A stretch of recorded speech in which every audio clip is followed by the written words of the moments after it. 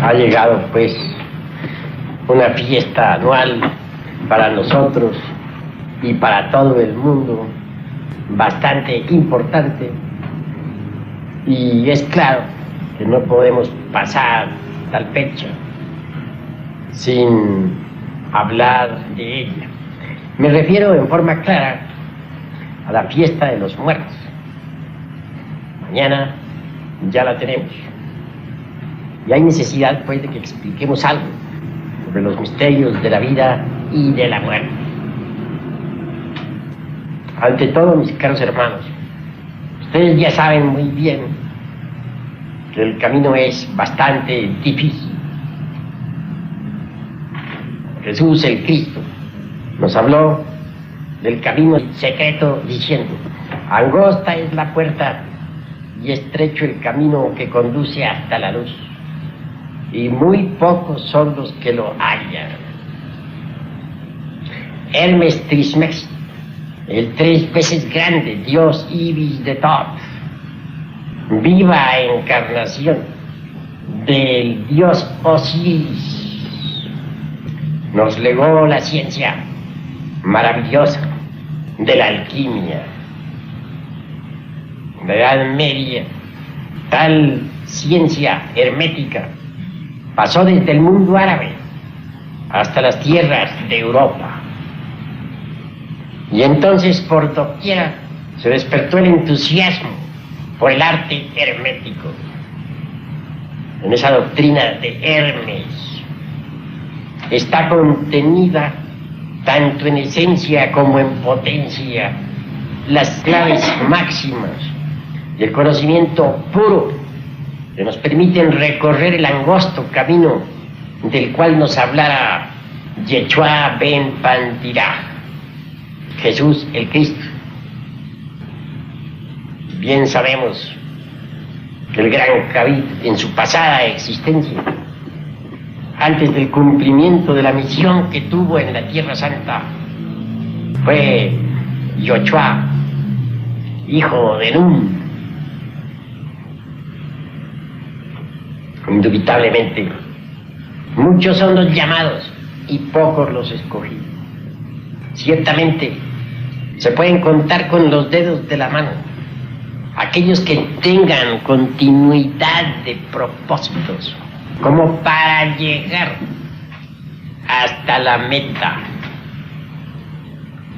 Afortunadamente tenemos el cuerpo de doctrina, los principios, los fundamentos que debidamente estudiados y vivenciados nos permiten, de hecho y por derecho propio, recorrer la senda del filo de la navaja. Aquellos que nos trajeron la doctrina siempre fueron grandes avataras, cristalizaciones logoicas, pues no es posible concebir a un mensajero que venga de lo alto, sino como una emanación o cristalización o manifestación del logos en nuestro mundo. Teniendo pues las bases, es necesario trabajar. Solo así es posible llegar a la liberación final. Indubitablemente, mis caros hermanos, la especie humana está sometida a la ley del eterno retorno. Ya lo hemos repetido muchas veces, de que cada ciclo de manifestación, cada ciclo de existencias está formado por 108 vidas. Se nos dan siempre, se nos asignan 108 existencias. Si en ellas no nos autorrealizamos, es obvio que quedamos sometidos entonces a esa otra ley citada por el gran avatar Krishna del Indostán, quien vivió hace unos 1000 años antes de Jesús. Me refiero pues a la ley de la transmigración de las almas, o metempsicosis de Pitágoras.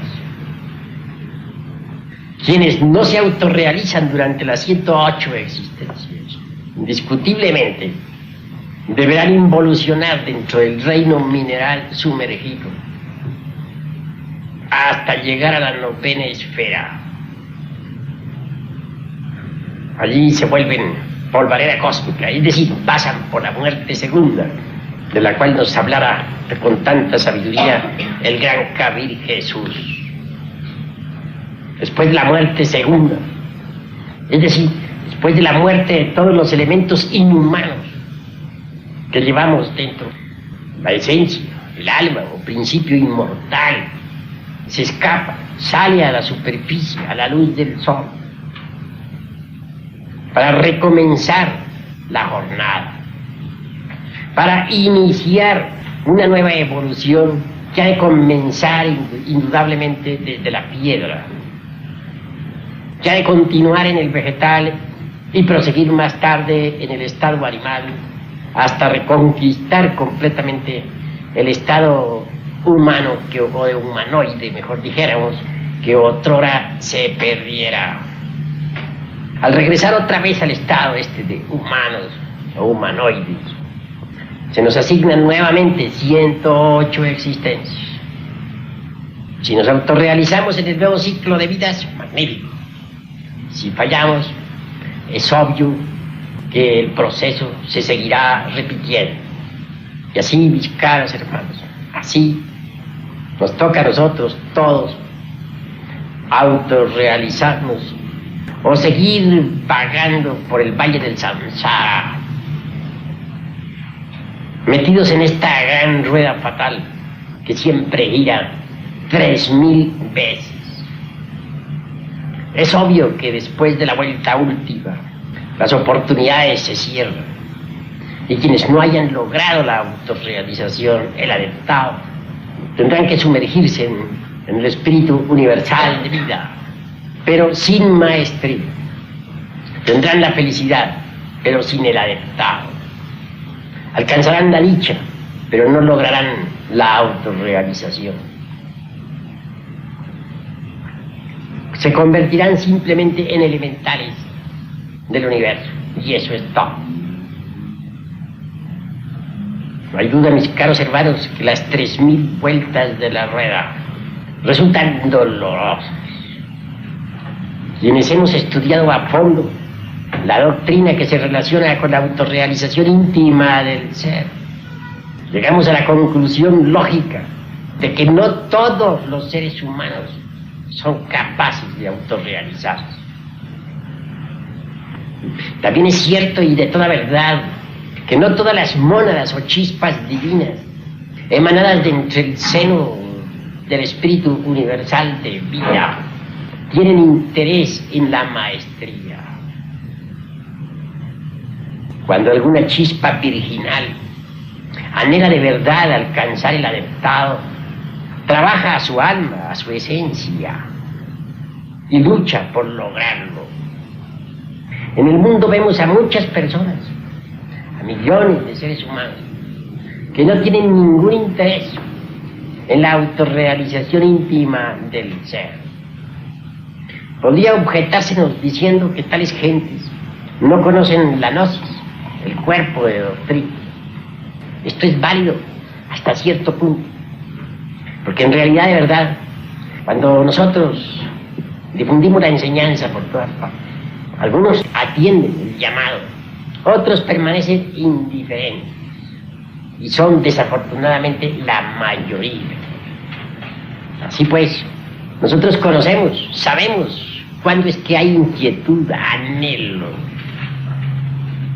Si alguien desea ciertamente alcanzar el adeptado, trabaja.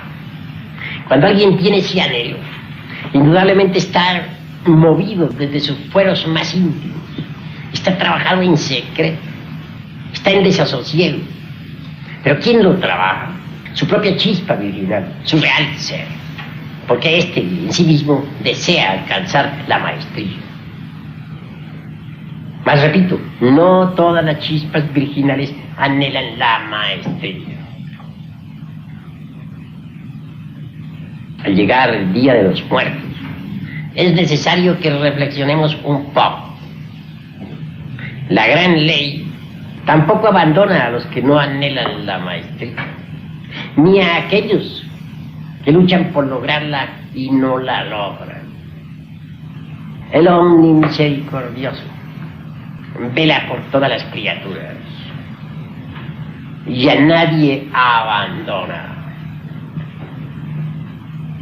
En los antiguos tiempos se dio muy especial importancia a los misterios funerales. En Egipto se progresó mucho con los embalsamamientos, con las momificaciones. No hay duda que las momias de Egipto son maravillosas. También se logró allí conservar cuerpos vivos, no por invernación, sino por una especie de momificación. Cuerpos que pudieron existir a través de millares de años. Todavía en la tierra de los faraones existe bajo el suelo, ya debajo de las pirámides, o en lugares reservados y secretos, cuerpos vivos de maestros que datan de edades de 3.000, 4.000, 5.000 y hasta 10.000 años antes de Cristo. A su tiempo esos maestros ingresarán en sus cuerpos físicos que duermen bajo tierra para surgir nuevamente a la luz del sol, tal como está escrito en el libro de los muertos, e iniciar en el mundo una nueva era neptuniano-amentina.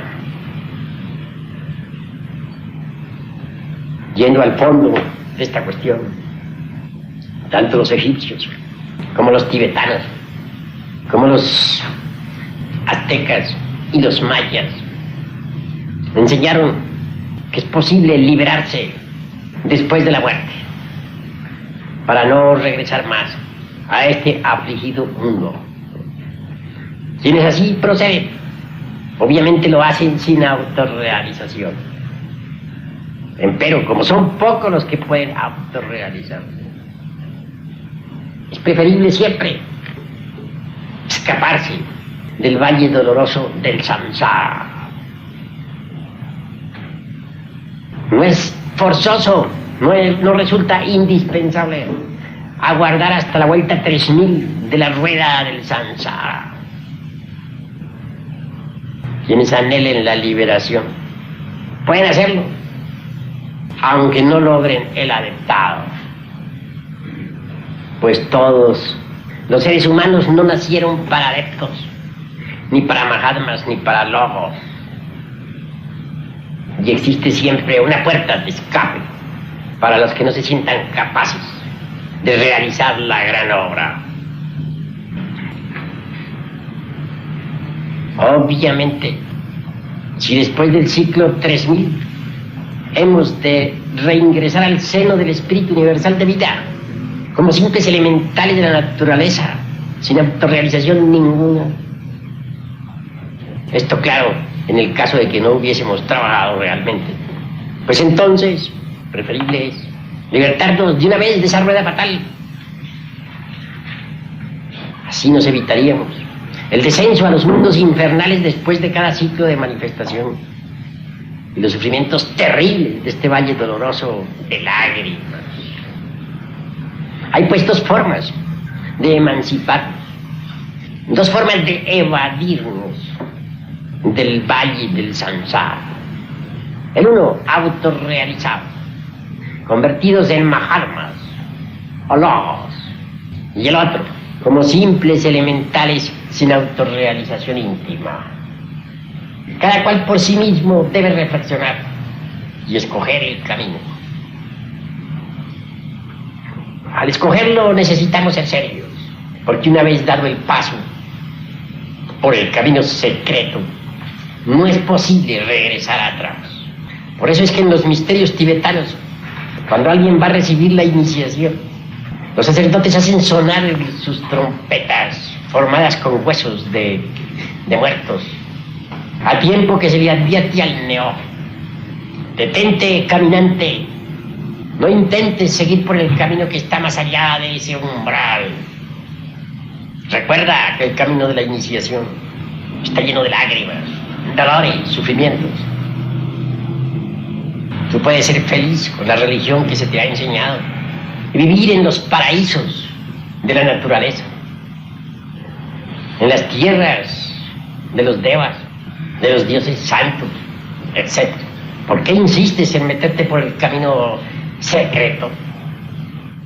Si el neófito, a pesar de todo, dice, nada puede detenerme. Yo recorreré la senda del filo de la navaja. Yo voy por el sendero de la autorrealización íntima. Nada podrá desviarme. Obviamente recibirá la iniciación. Mas si flaqueare, entonces tendrá forzosamente que buscar la emancipación común por el entendimiento.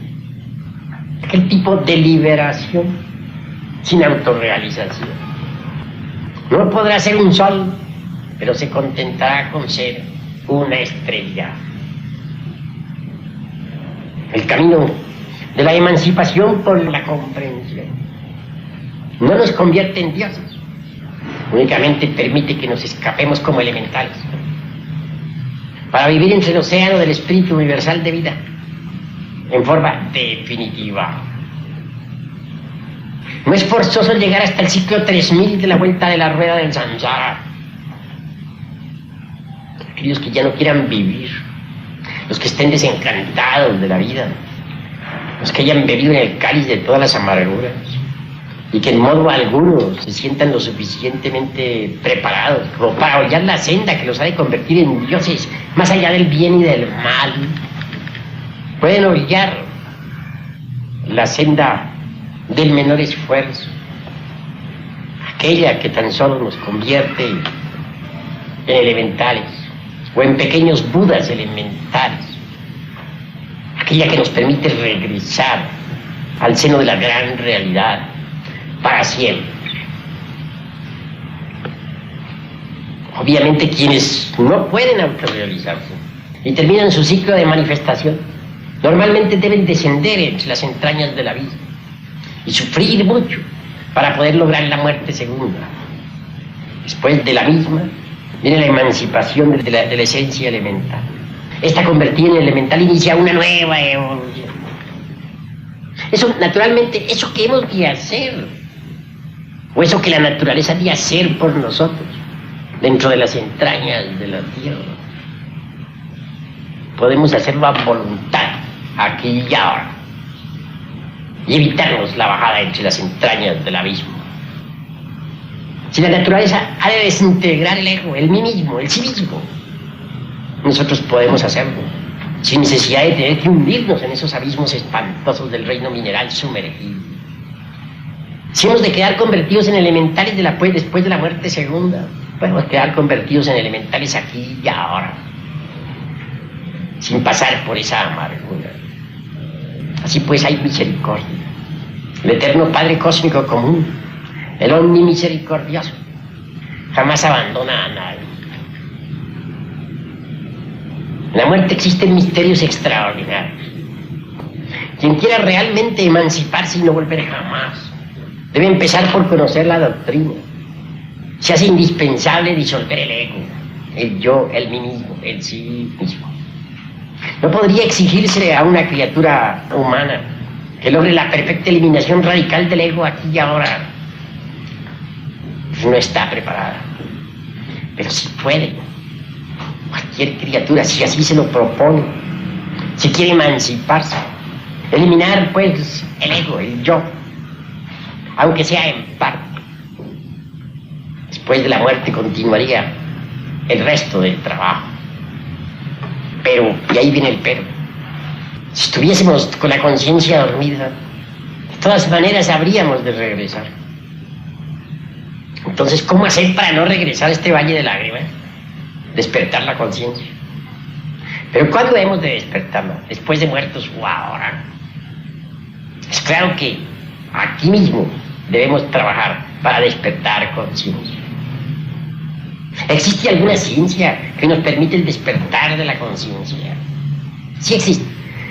La hemos estado enseñando y continuaremos enseñándola a través de nuestras diversas pláticas. Quien despierte puede elegir su camino.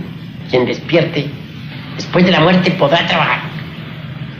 Y si no quiere volver, no volverá.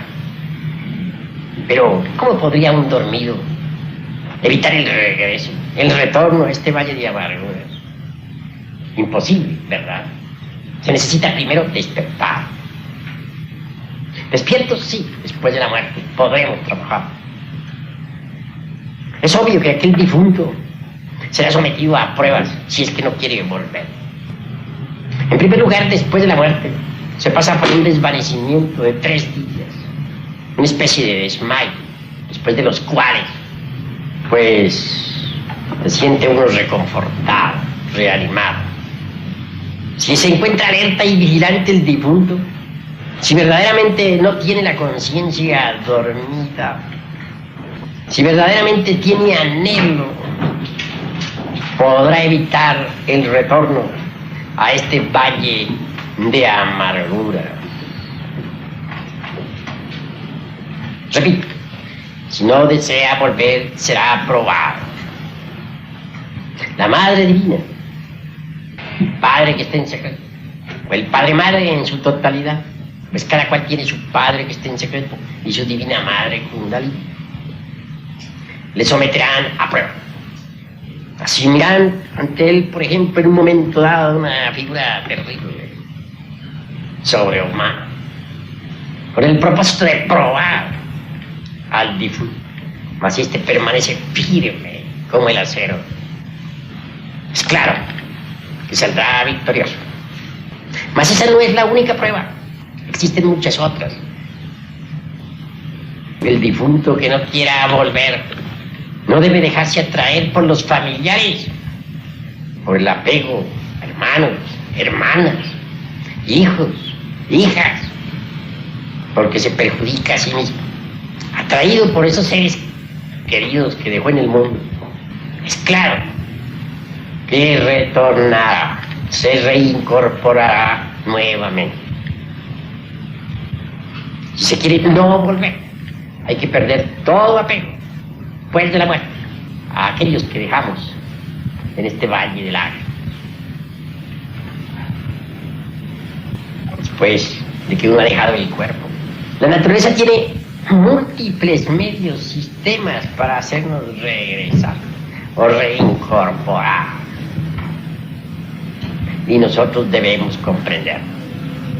Ante todo, no está de más que ustedes sepan que después de la muerte debemos revisar la vida que acaba de pasar.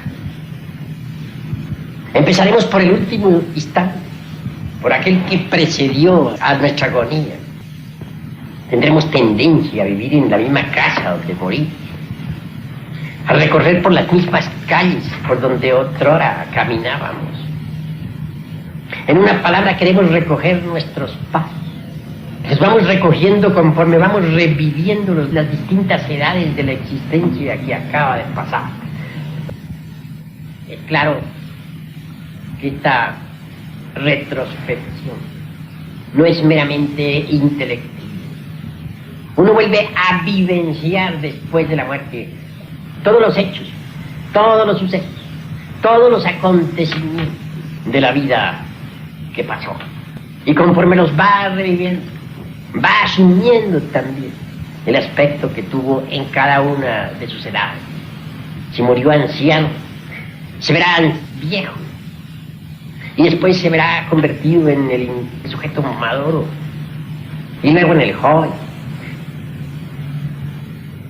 y después en el adolescente, y por último en el niño. Revivirá así toda su existencia con el propósito de arreglar cuentas, de hacer un balance sobre sus buenas y malas obras. Quiero que sepan ustedes, mis caros hermanos, que el ser está formado por muchas partes. Cada uno de nosotros tiene su propio ser. Este está formado por diversas partes. En nosotros existe, por ejemplo, dentro de sí mismo, en el ser, o una parte del ser, algo que podríamos llamar el buen ángel. También existe algo que podríamos denominar el mal ángel. No porque sea malo, no, sino porque se encarga de llevar, de hacer cuenta, de anotar todos nuestros errores personales. El buen ángel se preocupa por anotar las buenas acciones. Pero no es que el buen ángel y el mal ángel sean personas extrañas. No, son partes de nuestro propio espíritu individual, de nuestro propio ser íntimo. Después de la muerte, por ejemplo, el genio del bien contará con piedritas la cantidad de buenas obras que hemos hecho. Y veremos también el geniecillo del mal, que no es que sea del mal, sino sencillamente que anotará nuestros errores, porque es otra parte de nuestro ser, contando con piedrecillas negras nuestros malos actos. Pero tal cuenta se realiza es después de haber vivido la vida que pasó, después de haberla revivido internamente, en forma retrospectiva. Así pues, toda la existencia que pasó viene a quedar reducida a números, a sumas de buenas y malas acciones. Obviamente, al terminar la retrospección, después de que nuestro propio ser ha hecho el balance, el inventario, dijéramos, de nuestras buenas y malas acciones, los señores del karma harán justicia y determinarán la existencia que nos aguarda en un futuro. Mas, si deseamos no volver, y para ello nos hemos estado preparando durante toda la existencia, si estamos despiertos, podremos defendernos. Podremos pedir a nuestra madre Kundalini el perdón de los errores. Podemos concentrarnos en otra parte de nuestro ser que se llama el Gran Misericordioso. Tendremos ayuda, habrá piedad. Mas si el karma fuera demasiado malo, si en vida fuimos exageradamente perversos, obviamente tendremos que ingresar en la involución sumergida de los mundos infiernos y no habrá remedio. O por lo menos reincorporarnos nuevamente contra nuestra voluntad. Si el karma no fuera tan malo, si hubiesen más acciones buenas que malas, si realmente en vida nos hubiésemos preocupado por la disolución del yo, del mí mismo, del sí mismo, si hubiésemos sido caritativos, tendremos de hecho cómo defender capital cósmico a nuestro favor. Sin embargo, si hace necesario no dejarnos atraer por las humanas matrices, el espíritu humano puede atravesar una montaña de lado a lado, nada lo detiene. Lo único que puede detenernos es una matriz. He ahí el problema. Aullará el viento del karma, un huracán frío llegará hasta el difunto. Múltiples apariciones de seres terribles intentarán amedrantarlo, pero si él permanece firme en el deseo de no volver, podrá triunfar. Mas si se siente todavía con peligro de caer en cualquier humana matriz, tendrá que aprender a cerrar matrices. Y hay muchos sistemas. En los mundos internos siente uno de pronto, siente el difunto que está lloviendo, truena, relampaguea, caen rayos. Hay mucha lluvia. Es la ley del karma buscando la forma de arrimarlo a una matriz. Si él permanece sereno, inmutable, cierra matriz. El inexperto correrá a esconderse entre alguna caverna, tratando de eludir la tempestad. Y cuando intente alejarse sentirá que con algo se ha ligado a esa caverna. Sí, ha quedado ligado a una matriz, a un gen. Esa caverna era una matriz. De manera que hay que aprender a cerrar matriz, si es que se quiere no volver. Verán los difuntos que desean no volver a muchas criaturas, machos y hembras, copulando. Si él de pronto ha traído hacia tal o cual casa, sintiese simpatía por alguno de la pareja y antipatía por el otro, obviamente allí tendría que regresar. El difunto que siente simpatía, por ejemplo, por el elemento femenino de una pareja, seguro nacerá allí con cuerpo masculino. Y si viceversa siente simpatía por el elemento masculino de la pareja y repudio por el femenino, nacerá allí, obviamente, con cuerpo femenino. Así pues, somos atraídos hacia determinados lugares, hogares, de acuerdo con la ley del karma. Si pasamos más allá de la simpatía y de la antipatía, si nos hemos ejercitado en vida para eso, no entraremos en germen humano, no penetraremos en ninguna matriz. Otro sistema para eludir el caer en cualquier matriz es la meditación profunda, aprender a lograr la quietud y el silencio de la mente, lograr la irrupción del vacío iluminador en nosotros mismos y dentro de nosotros mismos. Si logramos conservarnos en el vacío iluminador, lograremos eludir la atracción de cualquier matriz, cerraremos matriz.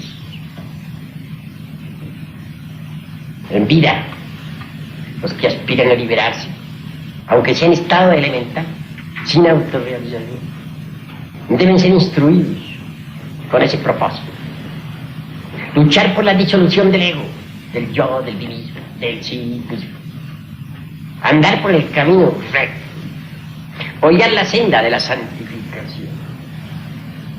Despertar conciencia. Aprender a vivir conscientes en los mundos superiores. Y para despertar conciencia hay que trabajar aquí y ahora. Nosotros hemos enseñado la ciencia para despertar conciencia. Está escrita en mis libros. Ustedes la han leído. Lo importante es llevarla, sí, a la práctica. Quienes logren eludir la atracción al valle del Sansara podrán después de la muerte renacer, no con cuerpo físico, sino renacer, por ejemplo, en algún paraíso, en algún reino de tipo superior. Ya en el reino del Buda, Gautama, Sakyamuni, o en el de Amitabha, o en el del Maitreya, o en el de los cabellos largos, o en el de la suprema felicidad. Ese es el nacimiento supranormal. Hay también quienes renacen en el infierno. Ese es el caso de los que ya concluyeron con su ciclo de nacimientos y de muertes. Pero quienes aspiran a la liberación deben renacer en forma supranormal en cualquiera de esos reinos de los mundos superiores. Al nacer en cualquiera de esos reinos, nos dedicaremos de lleno a trabajar intensamente en la eliminación de los elementos inhumanos que llevamos dentro, con el propósito de lograr que la esencia quede limpia, transparente como el cristal, sin adherencias del polvo terrenal. Es obvio que quienes así aspiran deben haber pasado por una previa educación esotérica aquí en el mundo físico. Está escrito que lo que un maestro hace en grande para llegar al adeptado, para convertirse en Dian Choa, en Kumara, en Mahalma, lo hace en miniatura. Una criatura que no aspire a la autorrealización, sino que quiera evadirse sencillamente del valle del Samsara. Escrito está que el sendero se divide en 4 grandes etapas. Así lo sostiene la poderosa sabiduría oriental. La primera la podemos denominar la del chelado o discipulado. La segunda es la del arat, un hombre perfecto. Digo, Perdonen que haya alterado los factores. Primera, la del chelado. Segunda, la del iniciado, la del individuo que se inicia. Corrijo, pues, ahí. Tercera, la del hombre perfecto. Cuarta, la del Mahatma, o gran alma. Esas 4 escalas están representadas en muchos templos y monumentos antiguos. Está las Venus en la pirámide del Sol, en Teotihuacán, etc. Eso que el maestro hace en grandes escalas, lo hace en miniatura. El que quiere evadirse de esta ley del samsara, de este valle de la... Si el maestro se ha convertido en un gran Buda, en un Dios, quien quiere evadirse de esta trágica ley podrá convertirse en un Buda elemental. Si existe el sistema solar en el macrocosmos, también existe una molécula, ¿verdad? Porque ¿qué es una molécula? ¿No es acaso un sistema solar en miniatura? Así pues, lo que el adepto hace mediante la autorrealización, convirtiéndose en un cosmocrato, en un Dianchuan, en un hijo de la llama, en un Kumara, lo hace el devoto en miniatura, convirtiéndose en un Buda elemental y recorriendo las 4 etapas en forma incipiente. Así pues, ese estado de progresión marchará la esencia después de libertarse del polvo de la tierra a través de 4 etapas. Una podríamos denominarla Nirmanakaya. No quiere decir esto que por tal motivo un elemental sea una Nirmanakaya que ha renunciado al nirvana en forma consciente y positiva, ni nada por el estilo, sino que vivirá en una especie de vacío iluminador semejante al del Nirmanakaya y se desarrollará en ese ambiente. Segunda, algo que podríamos llamar, dijéramos, Sambhogakaya, un vacío aún mucho más iluminado, más profundo, acompañado de sabiduría. No gozará de un cuerpo de Sambhogakaya porque jamás lo ha fabricado, pero pasará por un estado análogo o similar en su regreso a la gran realidad. Tercera, Adhikaya, una inteligencia iluminada por el espíritu. No será la inteligencia de un loco, ni de un Hermes Trismegisto, ni de un Kumara, sino la de un elemental inocente. Cuarta, tendrá el premio que se da a los Dharmakayas. Y al fin, aquella esencia purísima, fusionada con la mónada, se sumergirá para siempre entre el supremo Parabrahman Atma, es decir, entre el gran océano del espíritu universal de vida, en el alaya purísimo del universo. No será un dios, sino una chispa del eterno. Quedará libre de la rueda de nacimientos y de muertes, aunque no esté autorrealizado. Será una centella de la divinidad, sin autorrealización, sin maestría. Pero será feliz, y eso es todo. Así pues, no todos verdaderamente están preparados para meterse por el camino angosto, estrecho y difícil que conduce a la luz. Y esto es algo que nosotros debemos reflexionar. Los no preparados, aquellos que en su conciencia sientan que no son capaces, que se dediquen entonces a la disolución del yo y a despertar conciencia, y que en forma seria se resuelvan a hollar, pues, la senda de la santificación. El último pensamiento del moribundo es definitivo. Si ese moribundo no desea volver, no quiere volver, puede escaparse y no volver, a condición de que su karma no sea tan malo, porque hay gentes que tienen un karma tan duro debido a sus perversidades. que naturalmente tendrán que volver. Lo más grave es que la mayoría tendrán que bajar. En lugar de renacer, de retornar a este mundo, tendrán que nacer, transferir su existencia, quieran o no quieran, a los mundos infiernos. Y esos son la mayoría, desgraciada. Sí, pues, mis caros hermanos, en esta noche, víspera, pues, la fiesta de los muertos, hemos de reflexionar, hemos de ponernos la mano derecha en el corazón y preguntarnos a sí mismos, ¿realmente quiero hollar la senda del filo de la navaja y trabajar en la autorrealización íntima del ser? Si no soy capaz, si ese no es mi anhelo, si mi deseo es irme para siempre, entonces también tomar una resolución, comenzar también a despertar conciencia, a trabajar con nuestros sistemas para lograr ese autodespertar, a disolver el ego mediante la enseñanza que hemos dado en forma clara y positiva. Estamos pues ante un dilema: o seguimos la senda del filo de la navaja que nos ha de llevar a la autorrealización íntima del ser, o no la seguimos. Si no estamos dispuestos a seguir, si no nos sentimos capaces, mejor será que nos resolvamos a no volver a este valle de lágrimas. Somos nosotros mismos los que debemos elegir el camino.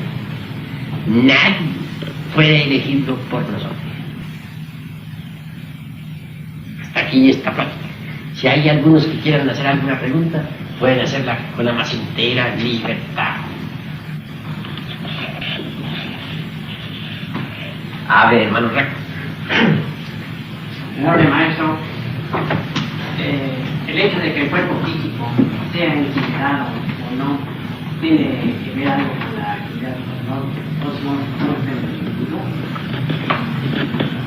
Pues no, aunque sí es muchas veces preferible incinerar el cuerpo, porque cualquier atracción que se pueda sentir por el cuerpo después de la muerte queda cortada cuando el cuerpo físico ha sido incinerado.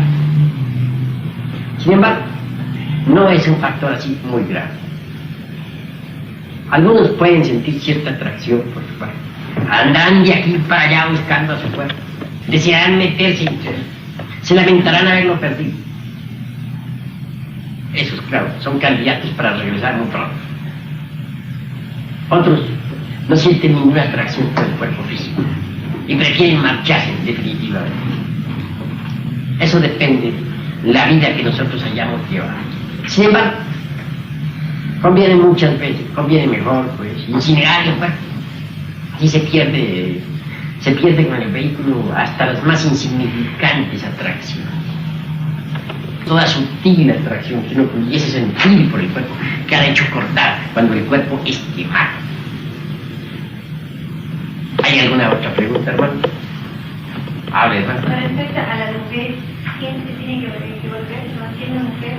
¿Siendo mujer? ¿Tiene que regresar? Hay un factor que influye mucho en la cuestión del sexo, y es aquello que se llama simpatía y antipatía. Eso viene a definir mucho, a definir básicamente, dijéramos, el sexo que se ha de tener en un nuevo nacimiento. Por ejemplo, después de la muerte nos sentimos atraídos hacia determinado hogar.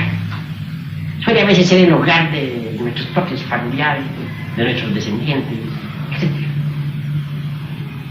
Al acercarnos pues ante una pareja de ellos, que nos sentiremos por ley del destino, del karma, atraídos hacia ellos, y muy especialmente en instantes en que ellos están copulando, pues sentiremos, dijéramos, o el difunto sentirá, para hablar más claro, atracción específica, dijéramos, por el determinado elemento. Si la siente por la mujer que está copulando, puede nacer allí, queda atrapado allí, queda relacionado con la semilla que hay allí, y vendrá a tener cuerpo masculino, más se siente más atracción, más simpatía, amor por el padre y antipatía por la mujer que hay. Pues, obviamente, al quedar relacionado con esa semilla, pues toma cuerpo femenino. Observen ustedes que los niños, varones, sienten más atracción por su madre. Vean ustedes de forma muy especial cómo las niñas quieren más al padre. Está pues esa cuestión de la simpatía y antipatía. Esa simpatía que ven ustedes en las niñas por el padre y en los niños por la madre fue la que determinó su sexo. Esa simpatía no solamente existe ya después de haber nacido, existe desde antes de haber nacido y fue la que los trajo a la existencia. Al sentir una simpatía específica por la madre, nacen con cuerpos masculinos. Y si la simpatía es muy especial por el padre, nacen con cuerpo femenino. De manera que si un difunto desea no volver, tendrá que saber pasar más allá de las simpatías y de las antipatías. Si es que desea no volver. ¿Hay alguna otra pregunta, hermano? Venerable Maestro, en su libro de las plantas dice que el cementerio es un salón de magia negra y que no debemos sepultar a los deudos ahí. Entonces, es la misma pregunta que hizo el hermano Rafa. ¿Es mejor incinerar que...? Sí, es preferible incinerar, porque naturalmente en los panteones hay, dijéramos, dentro de las dimensiones superiores, dentro de la quinta dimensión, de la región molecular, determinados antros de magia negra, en personajes de la mano izquierda, tenebrosos, suelen morar en los panteones y utilizar inclusive hasta los espectros de los muertos para causar daño a los vivos. Hay muchas cosas que suceden en el panteón y sobre las cuales he hablado yo en el libro ese de medicina pura. ¿Hay alguna otra pregunta, hermano? ¿Pregunta, hermano? Maestro, y respecto de los que mueren o a propósito los arrojan al mar como los marinos, ¿qué resultado hay? ¿Los arrojan vivos o muertos? Muertos. Bueno, sencillamente quedan desencarnados, ¿no? Eso es todo. Indudablemente en los primeros días no deja de haber alguna relación del cadáver con el que ha partido. Puede que a través de del cordón plateado